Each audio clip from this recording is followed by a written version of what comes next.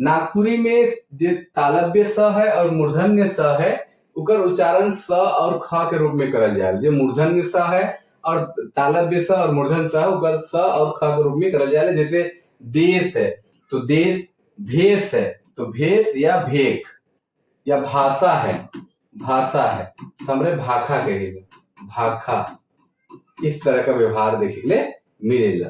तो तालव्य स और दंत तालव्य स मूर्धन्य स का व्यवहार दंत स या ख के रूप में करल जाएगा। उसके आपने मन जानत हो।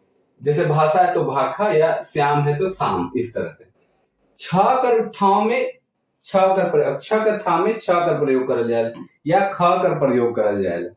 इकर व्यवहार करल जाए। जैसे क्षेत्र है तो क्षेत्र, क्षेम है तो क्षेम या खेम, पक्ष है या तो पक्ष है तो पक्ष या पक्ष।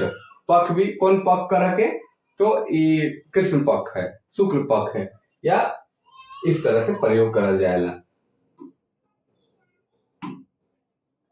तरह कर ठाव में तर, जैसे त्रिशूल है तो त्रिशूल, त्रिवेणी है तो त्रिवेणी।